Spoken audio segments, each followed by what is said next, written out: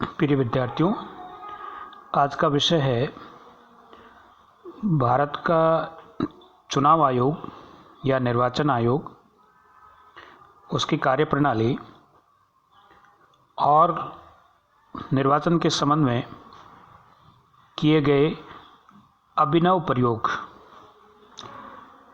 भारतीय संविधान के भाग 15 के अनुच्छेद 324 से लेकर 329 तक भारत के निर्वाचन से संबंधित प्रावधानों का उल्लेख किया गया है।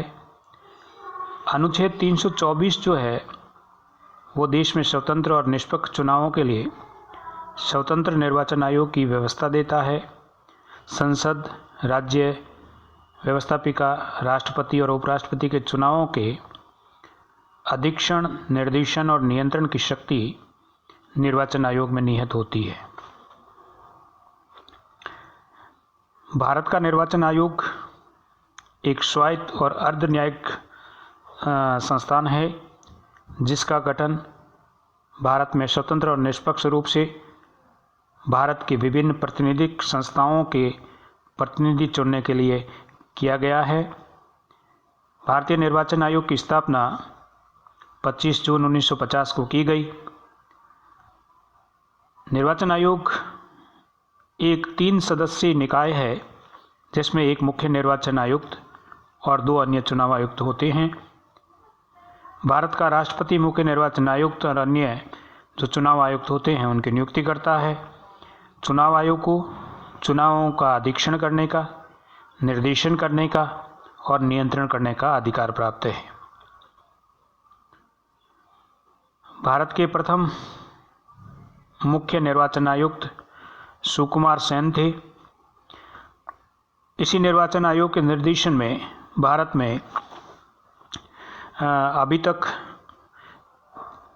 पहली लोकसभा से लेकर यानी 1952 से लेकर 2019 यानी 17वीं लोकसभा तक के चुनाव संपन्न हुए हैं और भारतीय निर्वाचन आयोग ने फेयर और फ्री इलेक्शन कराने में अपनी महत्वपूर्ण भूमिका का निर्वाह किया है। भारतीय निर्वाचन आयोग एक ऐसा संगठन है जो निरंतर चुनावी प्रक्रिया को अंजाम देता है। जैसा कि कहा जाता है कि भारत जब मतदान करता है तो सारी दुनिया मतदान करती है और विश्व में सबसे बड़ा मतदान भारत का माना जाता है और ये निर्वाचन आयोग के द्वारा संपादित किया जाता है। जहाँ तक भारतीय निर्वाचन आयोग से संबंधित अनुच्छेदों का प्रश्न है तो संविधान में 324 से लेकर 329 तक के अनुच्छेद भारतीय निर्वाचन आयोग से संबंधित है। अनुच्छेद 324 की प्रतिध्वनि है कि चुनाव के कार्यों का अधीक्षण करने, निर्देशन करने और निदेशन करने की शक्ति जो है वो चुनाव आयोग में निहित है। अनुच्छेद 325 की व्यवस्था के अनुसार चुनावी प्रक्रिया में शामिल होने के लिए धर्म, नस्ल, जाति अथवा लिंग के आधार पर किसी व्यक्ति को अयोग्य नहीं घोषित किया जाएगा। अनुच्छेद 326 की व्यवस्था के अनुसार लोकसभा अथवा विधानसभा के चुनाव वयस्क मताधिकार के आधार पर संपन्न होंगे। अनुच्छेद 327 की व्यवस्था के अनुसार विधायिकाओं के चुनाव के संबंध में प्रावधान बनाने की संसद की शक्ति नियत है। अनुच्छेद 328 की व्यवस्था के अनुसार राज्य विधायिका के संबंधित राज्य के अंदर चुनाव के संबंध में प्रावधान बनाने की शक्ति है और अनुच्छेद 329 के अनुसार चुनाव संबंधी मामलों में न्यायालयों को हस्तक्षेप पर रोक लगाई गई है। भारतीय निर्वाचन प्रणाली जो चुनाव है, चुनाव प्रक्रिया है, उसमें निरंतर सुधार किए जाते रहे हैं। नई नई अवधारणाओं को स्थान दिया जाता रहा है। भारतीय निर्वाचन प्रक्रिया में भी इसमें नई अवधारणा को स्वीकार किया गया है और इसमें जो पहली अवधारणा वो है ईवीएम का प्रयोग, जिसको कहते हैं इलेक्ट्रॉनिक्स वोटिंग मशीन। ये एक सरल इलेक्ट्रॉनिक्स उपकरण है जिसे मतपत्रों के स्थान पर मतों को रिकॉर्ड करने हेतु प्रयोग किया जाता है। पारंपरिक मत पत्रों की प्रणाली की तुलना में ईवीएम अधिक प्रभावी है। उससे कई प्रकार के लाभ हैं, जैसे ईवीएम से अवैध और संदेहास्पद मतों की संभावना समाप्त हो जाती है।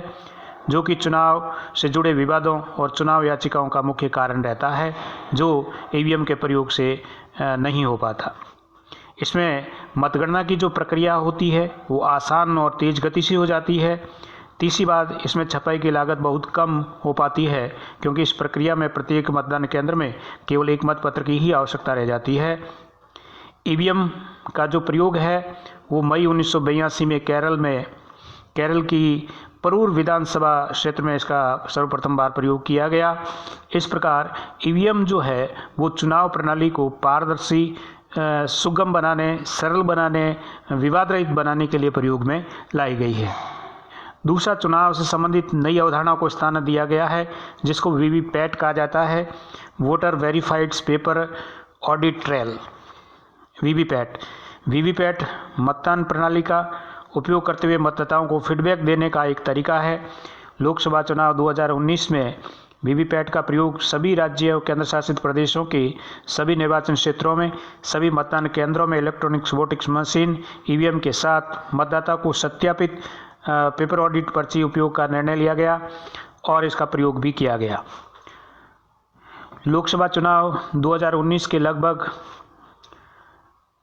10.45 लाख मतदान केंद्रों पर 18 लाख वीवीपैट के प्रयोग किए गए और वीवीपैट की पर्ची पर उम्मीदवार का नाम और उसका चुनाव चिन्ह छपा होता है। वीवीपैट की पहली बार प्रयोग सितंबर 1913 के नागालैंड के उपचुनाव में हुआ। वीवीपैट ईवीएम के साथ इस्तेमाल नागालैंड की नौकेशन विधानसभा में किया गया था, किंतु मिजोरम देश का पहला राज्य बना जहां पर इसका इस्तेमाल बड़े पैमाने पर हो सका। चुनाव आयोग द्वारा चयनित भारत की दो बड़ी कंपनियां इलेक्ट्रॉनिक्स लिमिटेड तथा इलेक्ट्रॉनिक्स कॉर्पोरेशन ऑफ इंडिया के द्वारा वीवीपैट मशीन का प्रयोग किया गया। इस प्रकार वीवीपैट के माध्यम से मतदाताओं में इस बात का विश्वास पैदा किया गया कि जो ईवीएम मशीन है उसमें डाला गया वोट वो आपका इच्छित वोट होता है, उसमें किसी प्रकार का संदेह नहीं होना चाहिए। संदेह हो तो आप कागज़ के आधार पर अपनी ऑडिट कर सकते हो, कागज़ के आधार पर उसका निकलने वाली प्रतिलिपि से आप अपनी उसकी पहचान कर सकते हो, वेरीफाई कर सकते हो। इसलिए वीवीपैट मतदाताओं को लोकतंत्र में जो है वो अधिक विश्वास पैदा करने के लिए प्रयोग में लाई गई। फिर तीसरा बड़ा प्रयोग किया गया जिसको नोटा कहा जाता है, नन ऑफ अबाउ, इसमें से कोई नहीं। नोटा ये ईवीएम मशीन पर उपलब्ध एक विकल्प है। लोकतांत्रिक व्यवस्था में जनता को ये अधिकार होता है कि वे चुनाव उम्मीदवारों में से यदि कोई पसंद नहीं है या उनमें से वे किसी को भी अपना नेता चुनना नहीं चाहते हैं तो वो नोटा का प्रयोग कर सकते हैं। ये वर्ष 2014 के आम चुनाव में जो मतदाताओं को नोटा विकल्प के चयन का अधिकार दिया गया। वर्ष 2004 में दाखिल रिट याचिका में peoples union for civil liberties बनाम भारत संघ में तथा अन्य मामलों में सितंबर 2013 में सर्वोच्च न्यायालय के निर्णय के अनुसार ईवीएम पर नोटा विकल्प उपलब्ध करवाया गया, जिसमें मतदाता अपने सामने जो उम्मीदवारों की सूची है उसमें से किसी उम्मीदवार को पसंद नहीं करता तो वह नोटा दबाकर अपनी राय को व्यक्त कर सकता है। नोटा जो होता है, नोटा का चिन्ह काले रंग का क्रॉस होता है जिसे national institute of designs Ahmedabad द्वारा तैयार किया गया। नोटा की अवधारणा को विश्व के अनेक देशों जैसे पाकिस्तान, इंडोनेशिया, नॉर्वे, इंग्लैंड, रूस आदि में अपनाया गया है और नोटा के माध्यम से मतदाताओं को ये अधिकार दिया गया कि यदि मतदाता किसी उम्मीदवार को पसंद नहीं करते हैं तो वो इस अपनी राय को जाहिर कर सकते हैं कि मुझे इनमें से ये उम्मीदवार स्वीकार नहीं है। फिर नेक्स्ट, चुनाव से संबंधित नवीन अवधारणा को अपनाया गया जिसे आदर्श आचार संहिता कहा जाता है, मॉडल कोड ऑफ कंडक्ट्स के नाम से जाना जाता है, जो चुनाव आयोग के द्वारा जारी की जाती है। दिशा निर्देशों का संग्रह है जो चुनाव में पहले राजनीतिक दलों और फिर उम्मीदवारों को नियंत्रित करने के लिए स्वतंत्र और निष्पक्ष चुनाव सुनिश्चित करने के लिए प्रयोग में लाई जाती है। आचार संहिता उसी तारीख से लागू हो जाती है जिस तारीख से चुनाव कार्यक्रमों की घोषणा की जाती है। लोकसभा चुनाव 2019 में चुनाव हेतु आचार संहिता लागू की गई थी। और जो आचार संहिता अब प्रत्येक भारतीय चुनाव प्रणाली में लागू की जाती है ताकि चुनाव में इस प्रकार का आरोप न लगे कि राजनीतिक द्वेष से या राजनीतिक लाभ के लिए कार्य किए गए हैं। इसे लागू करने के पीछे मूल उद्देश्य यही रहता है कि चुनाव जो है वो निष्पक्ष हो, स्वच्छ हो, शांतिपूर्ण माहौल में हो और सुस्पष्ट रूप से संपादित किए जा सकें। हालांकि आचार संहिता को किसी भी कानून द्वारा लागू नहीं किया जाता, बल्कि भारतीय दंड संहिता जो 1890, आपराधिक प्रक्रिया संहिता 1973 और जनप्रतिनिधि अधिनियम 1951 जैसी विधियों के संबंधित प्रावधानों के माध्यम से संहिता को लागू कराने का प्रयास किया जाता है। नेक्स्ट जो व्यवस्था हुई है जिसको अपन चुनाव की रिट पिटिशन कह सकते हैं, कोई भी चुनावकर्ता अथवा उम्मीदवार चुनाव याचिका दायर कर सकता है यदि उसे यह विश्वास हो कि चुनाव में कदाचार हुआ है। चुनाव याचिका एक सामान्य सिविल याचिका नहीं होती, बल्कि उसमें पूरा चुनाव क्षेत्र संलग्न होता है। चुनाव याचिका की संबंधित राज्य के उच्च न्यायालय में सुनवाई होती है। यदि शिकायत सही पाई गई तो निर्वाचन क्षेत्र दोबारा चुनाव करवाए जा सकते हैं। इस प्रकार नवीन व्यवस्थाओं के द्वारा लोकतंत्र में जनता के अधिक से अधिक विश्वास को स्थापित करने का प्रयास किया जाता है। अब अपन इस बात पर चर्चा करें कि हमारी जो निर्वाचन प्रणाली है उसके कुछ महत्वपूर्ण बातें हैं। जैसे चुनाव में सबसे बड़ा काम होता है मत देने का अधिकार, वोट टू राइट। तो वोट टू राइट्स हमारा जो है वो संवैधानिक अधिकार नहीं है, ये संवैधानिक अधिकार है। यानी ये कॉन्स्टिट्यूशनल राइट्स नहीं है बल्कि स्टैट्यूटरी राइट्स है जो मतदाताओं को दिया गया है। संवैधानिक अधिकार है, संवैधानिक अधिकार नहीं है। राज्य विधानसभा भी स्वयं के निर्वाचन क्षेत्र से संबंधित सभी मामलों में आवश्यक उपबंध बना सकती है, बशर्ते उस क्षेत्र संसदीय कार्य क्षेत्र से बाहर हो। संविधान के अनुसार संसद अथवा राज्य विधायिका के निर्वाचन पर प्रश्न चिन्ह नहीं लगाया जा सकता। केवल निर्वाचन याचिका प्रयुक्त अधिकारी के समक्ष ही पेश की जा सकती है। सन 1966 में चुनाव याचिका पर सुनवाई केवल उच्च न्यायालय करता है, किंतु अपील का अधिकार क्षेत्र केवल उच्चतम न्यायालय के पास हैं। संविधान के अनुच्छेद 233 ख के अनुसार संसद अथवा विधायिका को निर्वाचन विवाद के निर्णय के लिए अधिकरण के गठन की भी शक्ति प्रदान की गई है। वर्ष 1981 में 61वें संविधान संशोधन के जरिए लोकसभा के साथ साथ विधानसभाओं के चुनाव में वोट डालने की जो आयु है वो 21 से घटाकर 18 वर्ष कर दी गई है। और इसके पीछे उद्देश्य ये रहा है कि भारत में युवाओं को अधिक से अधिक लोकतांत्रिक प्रक्रिया से जोड़ा जाए और लोकतांत्रिक प्रक्रिया को उनको प्रशिक्षण दिया जाए। वहीं भारत में चुनाव की जो प्रक्रिया है उसमें स्वतंत्र और निष्पक्ष चुनाव हो और अधिक से अधिक लोग जो है वो चुनाव से जुड़े, चुनाव के प्रति अपना विश्वास व्यक्त करें। इसलिए समय समय पर हमारे यहाँ चुनाव सुधार हेतु अनेक समितियों का गठन किया गया, जिसमें सबसे पहली समिति 1971-72 में बनी, जिसको कहते हैं संयुक्त संसदीय समिति। जैसे इस समिति ने वयस्क मताधिकार की आयु 21 से घटाकर 18 वर्ष करने का सुझाव दिया और अधिकतम व्यय योग्य राशि निर्धारित करने की बात कही। 1974 में VM तारकुंडे की अध्यक्षता में तारकुंडे समिति बनी, जिसने भी वयस्क मताधिकार की आयु 21 से घटाकर 18 वर्ष करने का सुझाव दिया और इस समिति ने भी अधिकतम व्यय जो चुनाव में खर्च होता है उसकी राशि निर्धारण की बात कही। फिर 1990 के अंदर दिनेश गोस्वामी समिति का गठन हुआ, जिसका सुझाव था कि चुनाव के अंदर EVM मशीनों का प्रयोग हो। फिर 1993 के अंदर बोहरा कमेटी का गठन हुआ और इस कमेटी ने कहा था कि अपराध और राजनीति के बीच सांठगांठ है, इसलिए अपराधियों को राजनीति से और चुनावों से पृथक रखा जाना चाहिए। फिर 1998 में इंद्रजीत गुप्ता कमेटी का गठन हुआ, जिसने कहा कि चुनाव खर्च सरकार द्वारा वहन किया जाए, यानी सार्वजनिक फंडिंग की व्यवस्था होनी चाहिए। 1999 में विधि आयोग की 170वीं रिपोर्ट पेश हुई, जिसमें कहा गया था कि उम्मीदवारों के लिए जो योग्यताएं हैं वो निर्धारित होनी चाहिए। फिर संविधान समीक्षा आयोग MN वेंकटचलैया की अध्यक्षता में बना। उसने भी ये सुझाव दिया कि समय समय पर क्षेत्रों का परिसीमन हो और परिसीमन के आधार पर चुनाव करवाए जाएं। फिर दूसरे प्रशासनिक आयोग का 2007 में गठन हुआ। इसने चुनाव में नैतिक इशू की बात कही, यानी आचार संहिता को लागू करने की बात कही।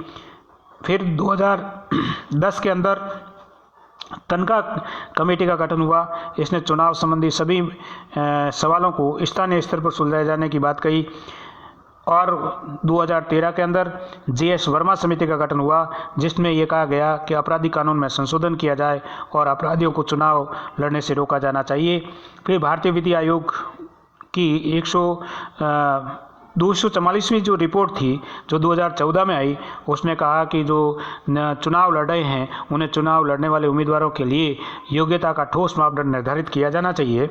और 2015 के अंदर भारतीय चुनाव सुधार पर विधि आयोग का प्रतिवेदन आया, जिसमें यह कहा गया कि चुनाव खर्च की सीमा बढ़ाई जाए क्योंकि महंगाई बढ़ रही है, और उसके साथ मतपत्रों पर उम्मीदवारों की फ़ोटो हो यह निर्धारित किया जाए ताकि जो मतदान में गड़बड़ियाँ होती है उसको रोका जा सके। अब प्रश्न यह है कि भारत जैसे देश में जो चुनाव की प्रक्रिया है वो पारदर्शी हो, स्पष्ट हो और जन विश्वास उसमें पैदा हो, तो क्या सुधार किए जा सकते हैं। तो इस संबंध में कुछ सुझाव दिए जा सकते हैं। जैसे भारतीय जो राजनीतिक दल हैं वे केंद्रीकृत निर्णय लेने की प्रवृत्ति पर लगाम लगाएं और आंतरिक लोकतंत्र को बढ़ावा दें। यानी कि राजनीतिक दल केवल दिखावटी लोकतंत्र नहीं, स्वयं अपने में भी लोकतंत्र स्थापित करें, ये जरूरी है। दूसरी बात, आचार संहिता को और अधिक सख्ती से लागू किया जाए। यदि कोई उम्मीदवार किसी बिंदु का उल्लंघन करता है तो उसकी उम्मीदवारी खारिज की जाए तथा कम से कम जब तक वह उसके मामले में सुनवाई नहीं हो जाए तब तक उसे चुनाव जीतने के बाद भी जनप्रतिनिधि का दर्जा उसको नहीं मिलना चाहिए। तीसरा सुझाव ये है कि हमारे देश में तीनों स्तर यानी संसद, विधानसभा और पंचायत पर चुनाव कराने के लिए 3 पृथक मतदाता सूचियां हैं। चुनाव सुधार में ये एक महत्वपूर्ण कार्य जल्द से जल्द किया जाना चाहिए कि एक ही मतदाता सूची के आधार पर सभी स्तरों पर चुनाव होने चाहिए। वहीं दलविहीन लोकतंत्र जैसे मुद्दे पर खुली और सार्थक बहस आयोजित की जाए और एक साथ चुनाव कराने की प्रक्रिया पर भी गंभीरता से सोचा जाना चाहिए। वहीं जो राजनीतिक दल है उनकी जवाबदेही बढ़ाई जाए। चुनाव आयुक्त की नियुक्ति प्रक्रिया को भी और पारदर्शी बनाया जाए।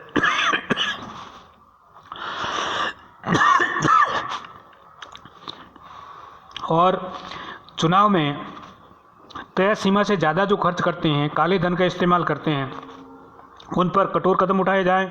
उनका एक समाधान ये भी है कि चुनाव का खर्च राज्य उठाए। और दूसरा, अनाप शनाप जो धन खर्च कर रहे हैं उन लोगों को धन की लिमिट की ऑडिट, सोशल ऑडिट भी होनी चाहिए।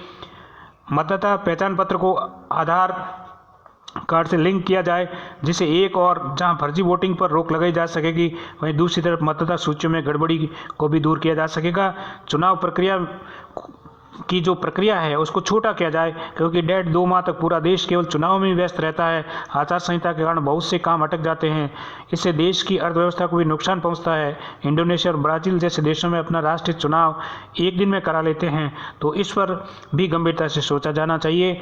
लेकिन अंतिम बात यही कि इस क्षेत्र में केवल प्रशासनिक आधार पर कदम उठाने से कुछ नहीं होगा, केवल केंद्रीय स्तर पर कदम उठाने से कुछ नहीं होगा। स्वयं मतदाताओं को जागरूक होना होगा, निर्वाचन आयोग को उत्तरदायित्व से काम करना होगा और प्रत्येक राजनीतिक दल की, और विशेषकर भारतीय राजनीतिक दल जो चाहे राष्ट्रीय हो, राज्य हो, क्षेत्रीय हो, वो चुनाव प्रक्रिया में निर्वाचन आयोग का भरपूर सहयोग करेगा। तभी भारतीय निर्वाचन प्रणाली की जो मेगा होगी वो परिष्कृत हो पाएगी और चुनाव सहजता से हो पाएंगे। तो आवश्यकता इस बात की है कि हमारी चुनाव प्रणाली जो है वो निष्पक्ष हो, समयबद्ध चुनाव हो, शांति से हो और विश्व में हम लोकतंत्र, विशाल लोकतंत्र की पहचान बना सकें। तो इसमें निर्वाचन आयोग की विशेष भूमिका है।